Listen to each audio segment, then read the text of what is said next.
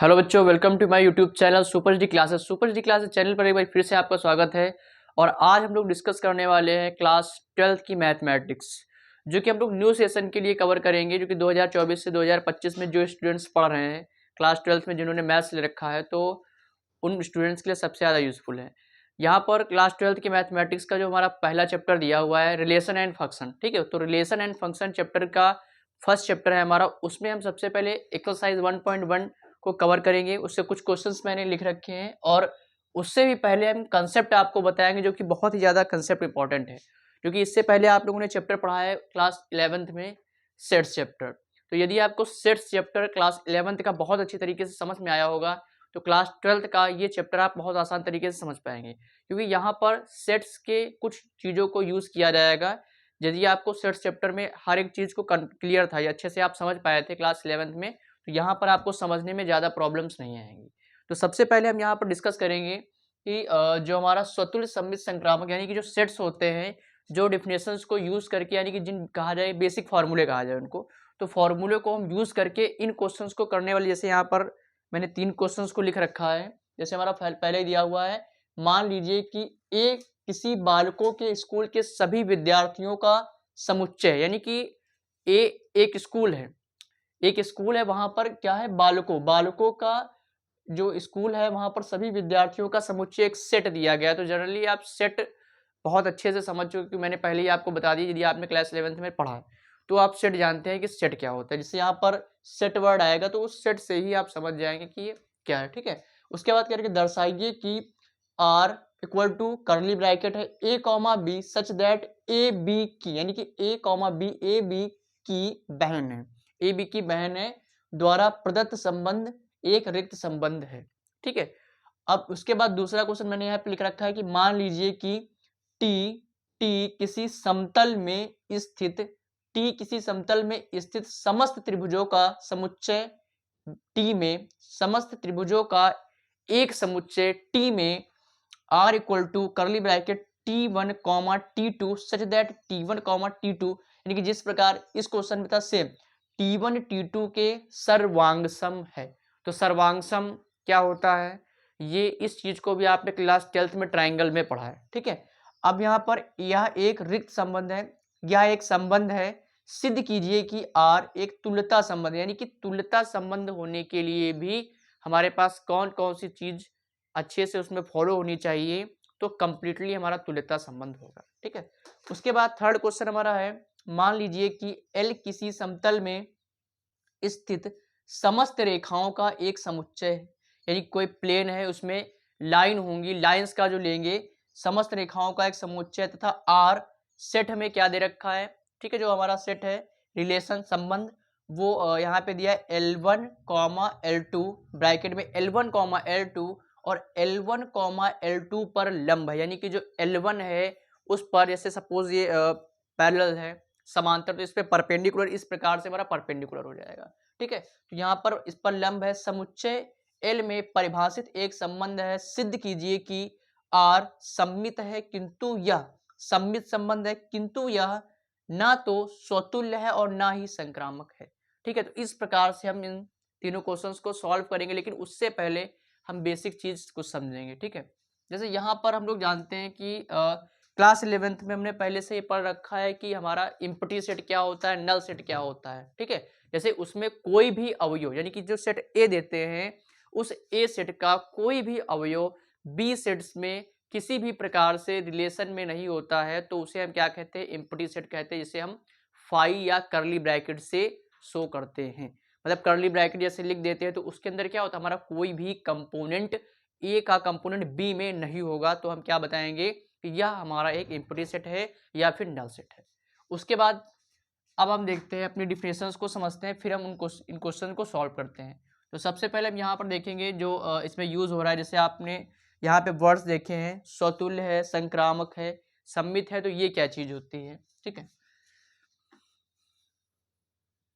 और एक और चीज आप लोग को बता देना चाहते हैं, यहाँ पर जो इसमें ये दिया हुआ है, जैसे ये आर, तो ये आर का मतलब क्या होता है, क्योंकि इससे पहले सेट पढ़ा गया है, सेट क्या होता है, जैसे सेट में आप लोग पढ़ते थे, जैसे सेट आपको दिया जाता था, कोई नेचुरल नंबर्स हो जाए 1 2 3 4 5, ठीक है।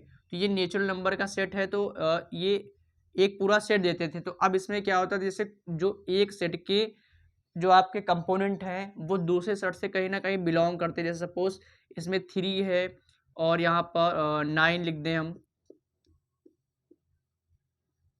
तो ये जो आपके नंबर लिख दिए जाएंगे तो कहीं ना कहीं 3 इसमें आता है, ठीक है।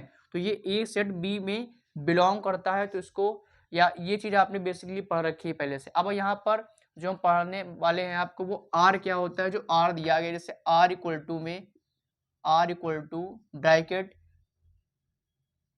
फिर यहाँ पे दिया हुआ है कि ए comma B, A comma B, और फिर such that A comma B की बहन है, ठीक है, बी की बहन है।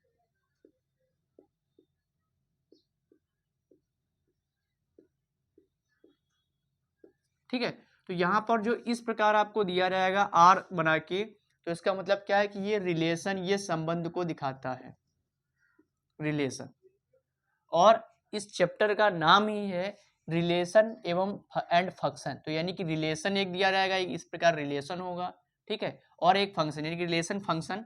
रिलेशन, पहले रिलेशन करेंगे, फिर उसके आगे जब चैप्टर को और आगे पढ़ते हुए चलेंगे तो फंक्शन दिए जाएंगे, फलन दिए जाएंगे, उस फंक्शन को हमें सॉल्व करना रहेगा। जैसे सपोज कैसा आपका हो सकता है, एफ एक्स इक्वल टू में 4x² - 3 अपॉन 2x² + 4। सपोज कुछ इस तरीके का हमें फंक्शन दिया जाएगा। जब हम फंक्शन पे पढ़ेंगे तो इस प्रकार के क्वेश्चंस होंगे, जो कि गॉफ वाले को, गॉफ टाइप के क्वेश्चंस को हम लोग सॉल्व करेंगे। जैसे ये आपका होगा गॉफ, ठीक है, तो इस प्रकार के क्वेश्चंस को भी सॉल्व। बाकी आप अभी सबसे पहले हम आपको डिफिनेशंस बताने वाले हैं कि जो डिफिनेशंस इसमें हैं वो क्या होती हैं।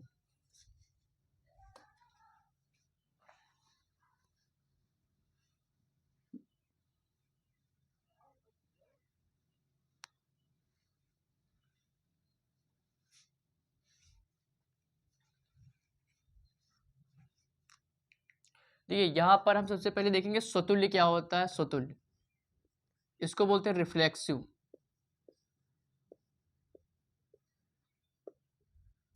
रिफ्लेक्सिव,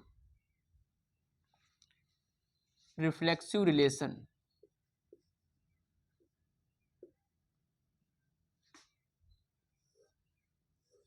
तो जो हमारा रिफ्लेक्सिव रिलेशन होता है उसको हम हिंदी में क्या बोलते हैं, स्वतुल्य संबंध।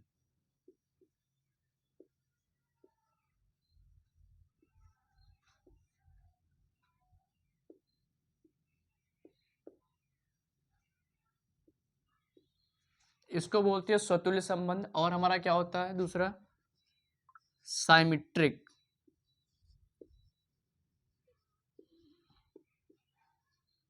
Symmetric relation.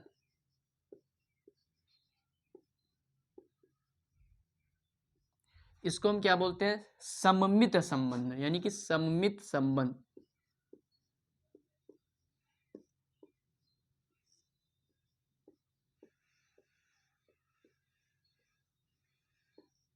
इसे सममित संबंध कहते हैं। उसके बाद फिर आता है थर्ड वाला, ट्रांसिटिव संबंध।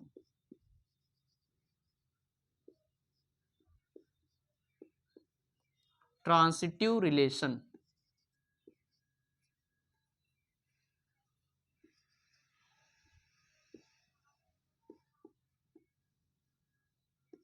इसे हम हिंदी में क्या बोलते हैं, संक्रामक संबंध।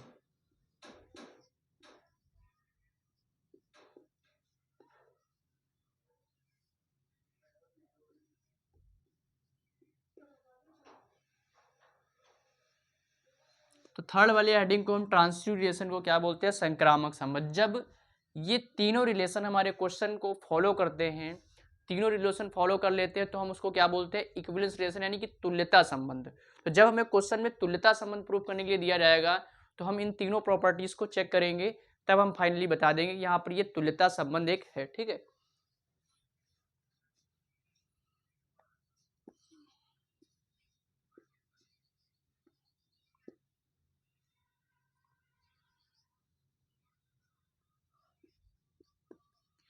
ठीक है, तो ये हमारा होता है इक्विवेलेंस रिलेशन। पहले इन तीनों को हम लोग समझ लेते हैं, फिर इसको करते हैं। ठीक है, यहाँ पर जो ये हमारे तीन हैं, ठीक है, तो यहाँ पर फर्स्ट वाला हमारा रिफ्लेक्सिव रिलेशन हो गया, साइमेट्रिक रिलेशन हो गया, और ट्रांसिटिव, यानी कि इसको क्या बोलते हैं, स्वतुल्य संबंध, सम्मित संबंध और संक्रामक। तो पहले इन चीजों को हम डिफिनेशन समझ लेते हैं क्या होती है, फिर उसके बाद जो हमारा इक्विवेलेंस रिलेशन का कंसेप्ट है वो भी हम आपको बताएंगे। तो यहाँ पर जैसे स्वतुल्य संबंध कहना रहा है, तो स्वतुल्य संबंध में क्या आता है, जैसे मान लीजिए एक आपको कोई कंपोनेंट दिया जाएगा एक, ठीक है, जैसे आपको दिया है ए, ठीक है, तो जब ए देंगे, ये ए है, ठीक, तो ए मान लीजिए आपके पास कितने हैं, मैं इसको 3 ले लेता हूँ, 3, A1, A2, A3, ठीक है, मतलब A1, A2, A3। तो जो स्वतुल्य वाली कंडीशन होगी, यदि आपका कैसे कंडीशन होगी, जो ए आपका दिया है वो इस बिलोंग्स टू आर होगा, यानी कि रिलेशन आर, हम आपको पहले ही बता चुके आर क्या होता है, रिलेशन में होगा। तो हम इसको क्या लिखेंगे, तो ए कॉमा ए भी आपका रिलेशन में होना चाहिए, और जब ए कॉमा ए रिलेशन में होगा, इस कंडीशन को फॉलो करेगा, तो आपका क्या हो जाएगा, तो उसको हम क्या कहेंगे, स्वतुल्य संबंध कहेंगे, यानी कि रिफ्लेक्सिव रिलेशन कहा जाएगा। उसके बाद हमारी आता है साइमेट्रिक रिलेशन। क्या होता है, साइमेट्रिक। तो साइमेट्रिक रिलेशन का कंसेप्ट क्या है, जैसे मैंने यहाँ पर लिख रखा है A1, A2, A3, A1, A2, A3। तो यहाँ पर हम 2 ले लेंगे, यानी कि A1 ले लेंगे और A2 ले लेंगे। तो यहाँ पर लिखेंगे जो हमारा A1 होगा, A1 कामा A2, A1 कामा A2 होगा, ये A1 A2, तो A1 A2 इस बिलोंग्स टू आर, यानी कि ये दोनों जो A1 A2 दिए हुए हैं, ये सेट में रिलेशन में दिए गए हैं, ठीक है। तो इसको हम कैसे लिखेंगे कि A1 A2 इस बिलोंग्स टू आर, इस बिलोंग्स टू आर, और A2 कॉमा A1 इस बिलोंग्स टू आर। देखिए ये चीज़ आपको अभी बहुत कम थोड़ा समझ में आ रही है, लेकिन इसको जब नंबर के अकॉर्डिंग लिख के बताएंगे तो बहुत आसान तरीके से समझ जाएंगे। जैसे सपोज आपको कुछ दे दिया जाए कि 1,2, ठीक है, इस बिलोंग्स टू आर, 1,2 इस बिलोंग्स टू आर। अब ये 1,2 इस बिलोंग्स टू आर का मतलब क्या है, ये A1 है, ये पहला वाला आपका A1 है, और ये A2 है, A1 A2 है। अब मान लीजिए कोई रिलेशन दिया गया, जैसे रिलेशन लिख लेते हैं हम यहाँ पर, R इक्वल टू, ठीक है, उसमें दिया है 1,2, फिर से ब्रैकेट बंद, कॉमा, फिर दिया है 2,1, फिर यहाँ पर दिया है 1,1। ये इतना रिलेशन दे रखा है। तो रिलेशन के अकॉर्डिंग जो सेकंड वाली डिफिनेशन हमारी होने वाली है, जो सेकंड कंसेप्ट हमारा है, वो साइमेट्रिक का है।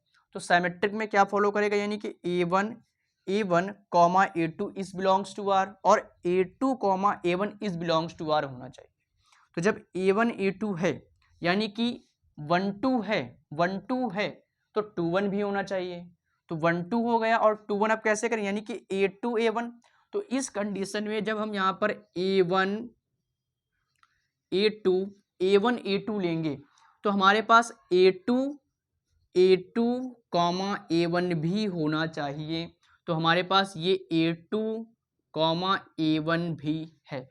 तो इस तरीके से जैसे ये रिलेशन हमारा दिया है, ये मैंने जो लिखा है आपको समझाने के लिए, तो ये रिलेशन हमारा कैसा हो जाएगा, साइमेट्रिक रिलेशन होगा। और साइमेट्रिक के साथ साथ ये रिफ्लेक्सिव भी होगा। रिफ्लेक्सिव किस कंडीशन में हो, क्योंकि हमने आपको क्या बताया कि A1 comma A2 comma A3 ये 3 मैंने लिए, ठीक है। अब यहाँ पर ये A is belongs to R, यानी कि ये सेट का अगर कंपोनेंट है, तो A कॉमा A भी होगा। तो A कॉमा A का मतलब क्या, जैसे मान लीजिए A कोई नंबर है, A आपका नंबर A इक्वल टू 1 मैंने ले लिया, तो A जो 1 इज बिलोंग्स टू R होगा, तो ये 1,1 इज बिलोंग्स टू R होना चाहिए, सेट में होना चाहिए। तो ये 1,1 भी इस सेट में दिया गया है, ये यहाँ पर, जिसको 1,1 लिखेंगे। तो इस प्रकार से साइमेट्रिक भी होगा। तो ये साइमेट्रिक के लिए ये कंडीशन हम लगाएंगे, ठीक है, इसको क्या कहेंगे, symmetric relation.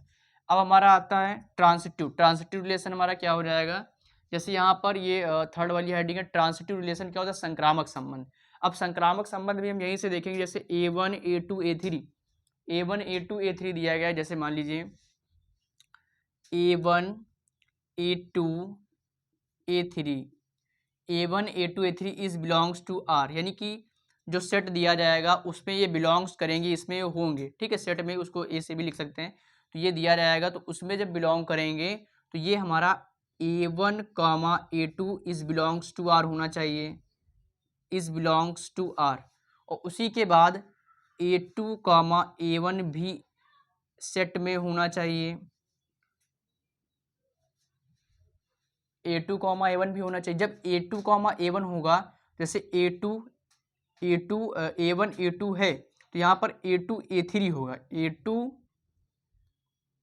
A3 is belongs to R, और जब A2 A3 belong to R तो A3 comma A1 is belongs to R, यानी कि जब इन तीनों कंडीशन को फॉलो कर लेगा तो वो हमारा ट्रांसिटिव संबंध यानी कि संक्रामक संबंध कहा जाएगा। ठीक है, तो अभी हो सकता है अभी आपको बहुत कम समझ में आए क्योंकि यहाँ पर ये नंबर की वजह से A1 A2 A3 A1 ये क्या है। ठीक है, तो जब इस प्रकार से जब क्वेश्चंस आएंगे यानी कि नंबर के तरीके से आएंगे तो A1 कॉमा 2 2 कॉमा 1 और 1 कॉमा 1, तो इस प्रकार से थोड़ा जल्दी समझ में आएगा।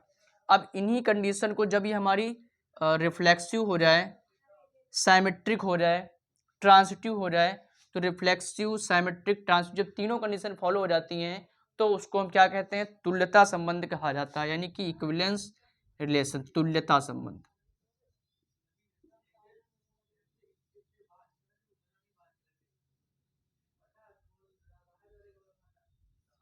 ठीक है, तो इसको क्या कहते हैं, तुल्यता संबंध कहा जाता है। ठीक, तुल्यता संबंध हो जाएगा। तो इन्हीं चीज़ों को बेसिक में सबसे इंपॉर्टेंट जो आपको समझना है वो हमारा यही है, यानी कि reflexive relation, symmetric relation, transitive relation क्या होता है। एक बार हम फिर से इसको बता देते हैं, रिवीजन करा देते कि रिफ्लेक्सिव रिलेशन क्या होता है, इसको क्या कहते हैं, स्वतुल्य संबंध कहा जाता है, यानी कि स्वतुल्य संबंध। अब स्वतुल्य संबंध, फिर उसके बाद हमारा आता है साइमेट्रिक रिलेशन। ठीक है, साइमेट्रिक रिलेशन आता है। अब उसके बाद ट्रांसिटिव रिलेशन आता है। ट्रांसिटिव, ये इतना कंसेप्ट होता है, इससे रिफ्लेक्सिव रिलेशन में हमारा क्या आता है कि जब कोई हमारे तीन दिए, जैसे A1 A2 A3 तीन दिए गए नंबर्स कंपोनेंट, तो यहाँ पर A1 जो A आपका होगा वो सेट में होगा, और जो सेट में होगा तो वो A कॉमा A के फॉर्म में भी सेट में होना चाहिए, रिलेशन में होना चाहिए आपका। तो यहाँ पर ये कंडीशन हमारी कि इसको क्या कहेंगे, रिफ्लेक्सिव कहेंगे, रिफ्लेक्सिव कहेंगे। उसके बाद आता है A1 कॉमा A2, यानी कि A1 comma A2 is belongs to R है तो A1 comma A2 is belongs to R होगा, और A2 कॉमा A1 भी इज बिलोंग टू R होगा, जो कि मैंने आपको वैसे समझाया है। यदि 1 2 है तो 2 1 भी है, 1 2 है तो 2 1 भी है। और उसी पहले वाले कंसेप्ट पे रिफ्लेक्सिव के अकॉर्डिंग यहाँ पर 1 कॉमा 1 भी दिया गया है। अब यहाँ पर A1 A2 A3 is belongs to R, यदि ये कंडीशन है यानी कि वो तीन कंपोनेंट दिए गए हैं तो A1 comma A2 is belongs to R होगा, A2 comma A3 is belongs to R होगा, A3 comma A1 is belongs to R होगा। यानी कि 1 2 है, 1 2 है तो 2 1 भी होना चाहिए, 1 2 है तो 2 1 भी होना चाहिए, और जब 2 1 है तो 1 1 भी होना चाहिए, क्योंकि पहला और तीसरा भी मैच होना चाहिए। तो उस कंडीशन पे ये हमारा क्या कहा जाएगा, इसको कहेंगे संक्रामक संबंध, यानी कि ट्रांसिटिव रिलेशन को फॉलो करता है। ठीक है, तो ये हमारा कंसेप्ट है। अब हम क्वेश्चंस करेंगे, जो कि हमारा फर्स्ट क्वेश्चन क्या दिया हुआ है इसे देखते हैं।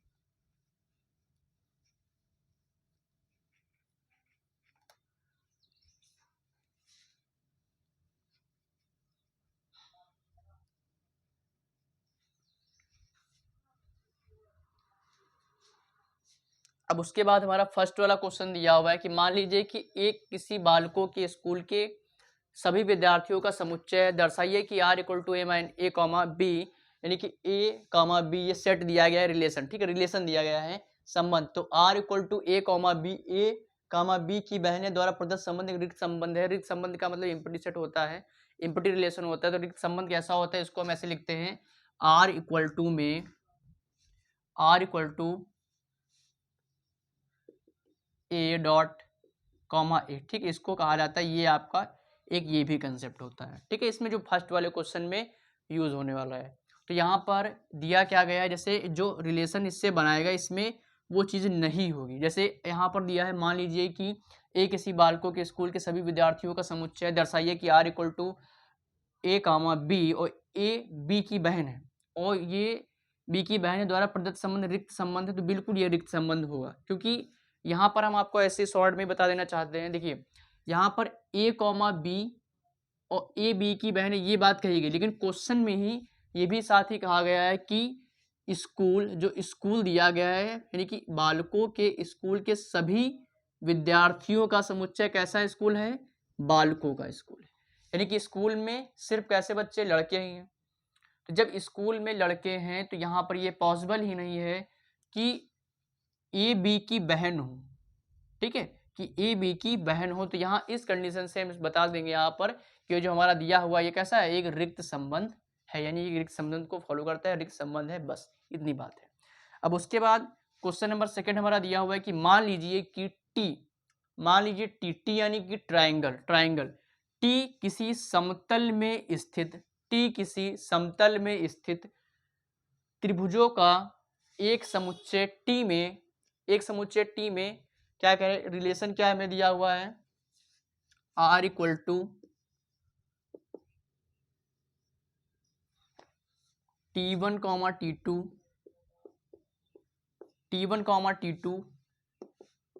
T1, T2 के सर्वांगसम है, T1, T2 के सर्वांगसम है।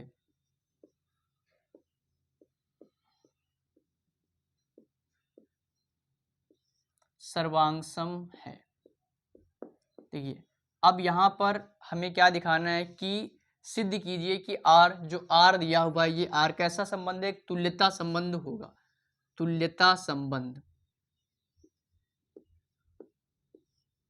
ठीक है। तुल्यता होने के लिए इंपॉर्टेंट क्या है कि स्वतुल्य हो, सम्मित हो और संक्रामक हो। यदि तीनों कंडीशन फॉलो कर जाती है तो हम उसको क्या कह देते हैं कि ये हमारा एक तुल्यता संबंध है, ठीक है। तो इसमें सबसे पहले हम चेक करेंगे कि ये स्वतुल्य है कि नहीं। तो यहाँ पर स्वतुल्य के लिए हमारे पास क्या था कि A इस बिलोंग्स, यानी कि T1, हम इसको लिखेंगे T1 इस बिलोंग्स टू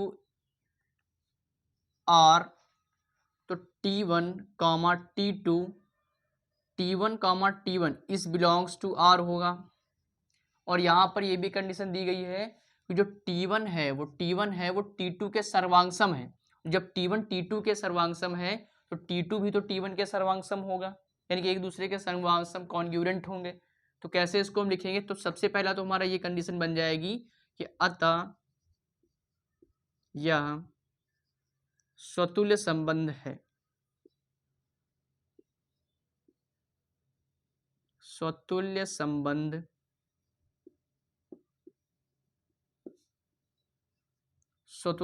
है। उसके बाद हम चेक करते हैं सम्मित संबंध।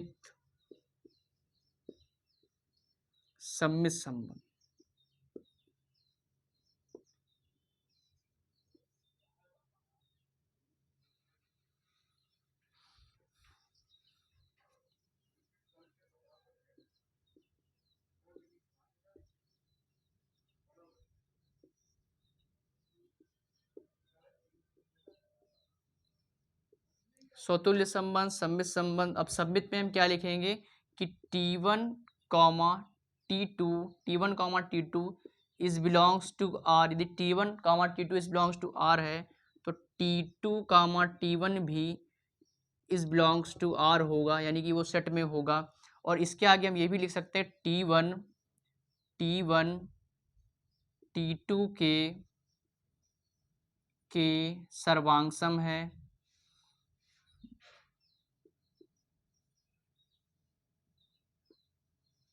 सर्वांगसम है,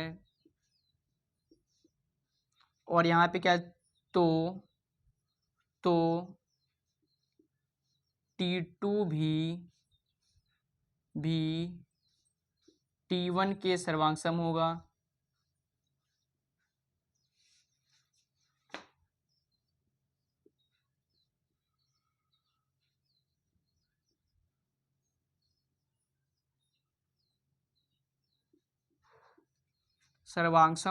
अतः यह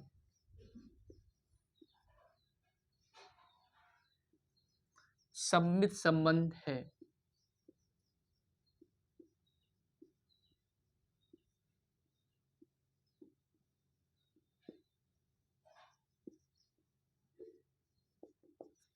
ठीक है, इस प्रकार हम दूसरा वाला भी कर लेंगे कि सम्मित संबंध है।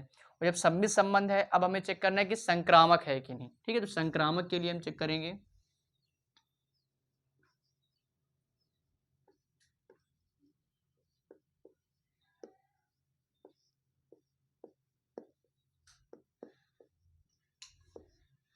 ये यहाँ पर संक्रामक के लिए क्या लिखेंगे, T1, T2, T3, एक और ट्राइंगल हम ले लेंगे, यानी कि T1, T2, T3 इस बिलोंग्स टू आर, यदि सेट में हैं, रिलेशन में दिए गए हैं आपके संबंध में, तो ये क्या होगा, T1, T2 इस belongs to are, T1, T2 इस belongs to are, T1, T2 इस बिलोंग्स टू, यानी कि यहाँ पे आगे यहाँ पे लिख सकते हैं कि T1 T2 के सर्वांग है,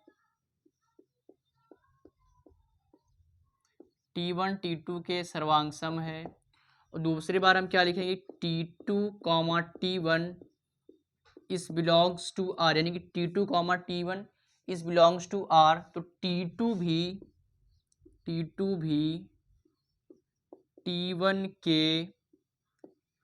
के सर्वांग होगा,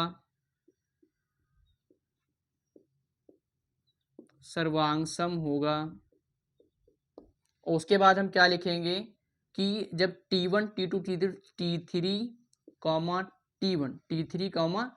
T1 इस बिलोंग्स टू आर, तो यहाँ पर ये भी लिख देंगे T3 T1 के सर्वांग होगा, T3 T1 के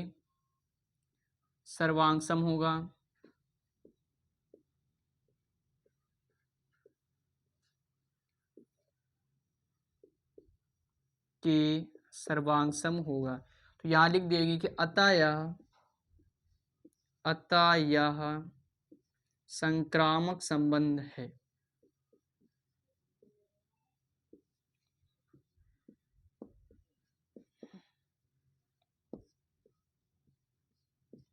तो उसके बाद हम यहाँ पे क्या लिखेंगे कि जब यह रिलेशन स्वतुल्य है, सममित है, संक्रामक है, तो अतः यह एक तुल्यता संबंध होगा। यहाँ पे हम लिख देंगे कि जब यह संबंध, अतः यह संबंध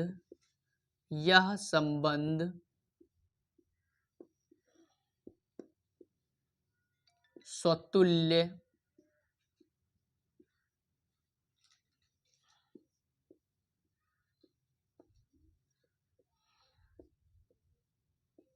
सममित और संक्रामक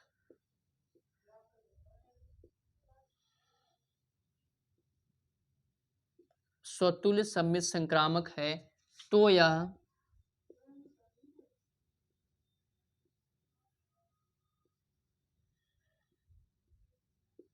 तुल्यता संबंध होगा।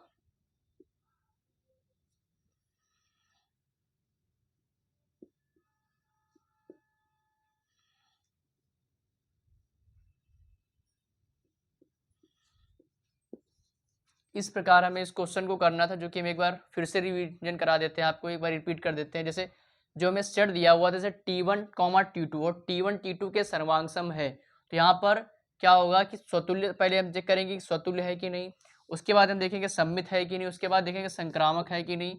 तो स्वतुल्य, सममित, संक्रामक जब तीनों चेक कर लेंगे, तो हम उसके बाद क्या कह देंगे कि अतः यह एक तुल्यता संबंध है, यानी कि जब तीनों फॉलो होने चाहिए। जब तीनों आपके फॉलो करेंगे, तो हम क्या लिख देंगे यहाँ पर, यह संबंध हमारा एक तुल्यता संबंध है। उसके बाद हमारा क्वेश्चन नंबर 3 दिया हुआ है, जो कि सेम क्वेश्चन है इसी पैटर्न पर। तो थर्ड वाला क्वेश्चन हम लोग करते हैं।